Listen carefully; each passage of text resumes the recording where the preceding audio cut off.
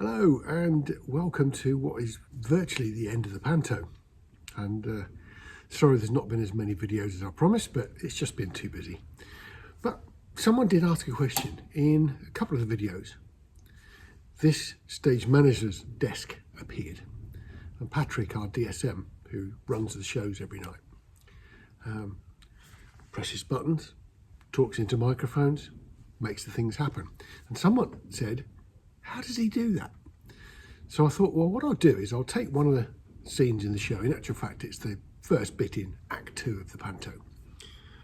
And I'll record what Patrick's doing. I'll let you hear his voice. And I spoke to a couple of guys who do the lights and sound. So it's Damian who does lights, and Harry, who's our A1 out front in the audience, and said, can I video what you're doing when Patrick's talking to you? So what I put together is the script that he's following, and some shots of what's actually happening on stage. Plus, you can hear Patrick giving all the cues. And in actual fact, in the middle of this, you even hear a tiny little bit where someone says, did one of the lights just move, or something like that, you know. Someone spotted something, and it sort of filters into this stream of commands. This is the sort of scene that in a lot of shows we would run a thing called time code. So basically the thing is actually controlled automatically, and we've done that in the past, but it's not particularly flexible, and sometimes with our things just shift a little bit. So we prefer to do it without time code, which means that every single lighting cue is cued. You'll notice that Harry, of course, is doing his own thing. After he's actually started the very first thing, he needs his ears, so there's no way he can listen to anything that Patrick's saying. And so he's pretty much on his own, yet Damian, who's actually up in the gods, in the lighting control box, he only does what Patrick says. So if Patrick does not say go for a certain light cue, Damian won't press the button. So the whole system needs everybody who's either listening or speaking to be on exactly the same track. And the killer thing for these sort of shows is that word go. Yeah, we're so protective of it that if we're talking about it, we often call it the GO, you know, as in, when I give you the GO, because you don't want to say the word, because there's always a chance that someone is waiting somewhere to push a button, and when they hear the go, they hit the button. So it doesn't happen. The people up in the flies, by the way, they tend to work on cue lights because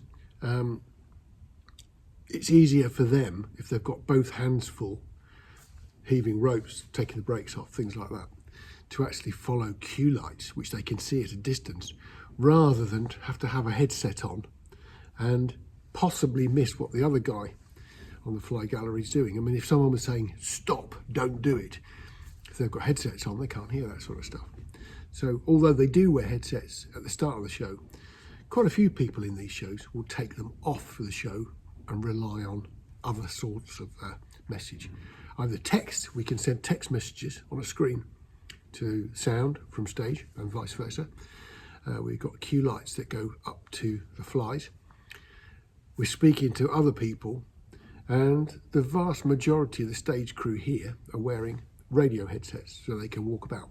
Although, to be perfectly honest, they're rubbish. They have a tendency to either not work, or you get strange messages saying out of range.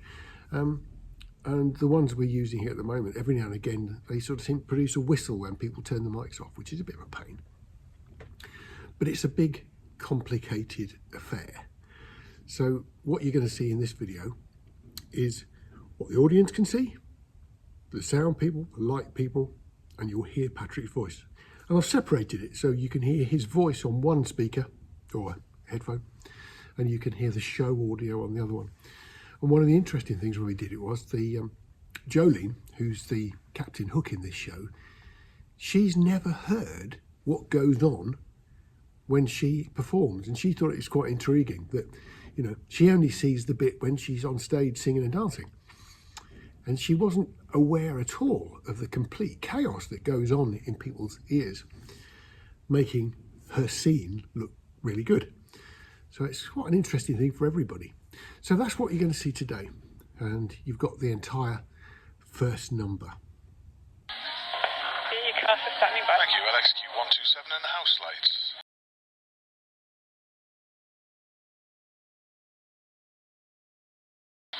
Go. Flight 20. Go. LXQ128.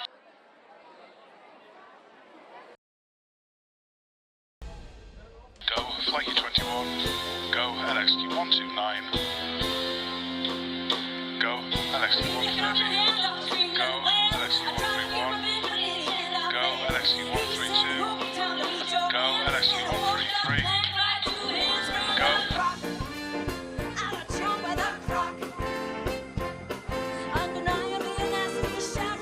LXQ134. Go. LXQ135. Go. LXQ136. Go. LXQ137. Go. LXQ138. Go.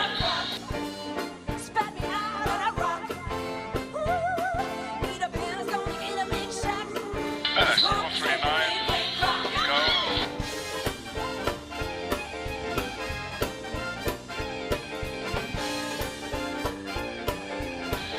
That lap just doing it again. Yeah, just doing it again. LXQ140. Go. LXQ141. Go. LXQ142. Go. LXQ143. Go. LXQ144.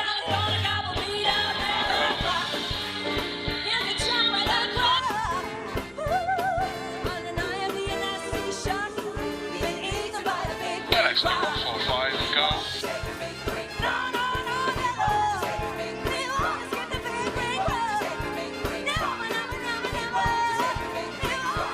LXQ146, go. LXQ147, go.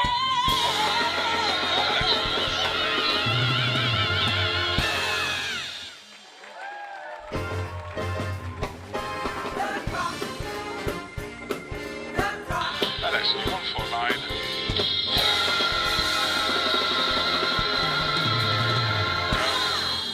There you go. I hope that was interesting. Maybe some of you will go, wow. Some of you will go, yeah, loads of mistakes there.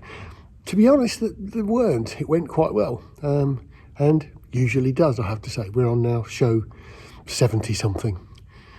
And it's been interesting. And we've had very few mess ups, to be perfectly honest, this year. It's worked rather nicely. So we're all quite happy. That's 7 days till Panto, finished for this season. And next year, we're doing Pinocchio. So 10 months, we're doing it again. See you all soon. Take care. Bye.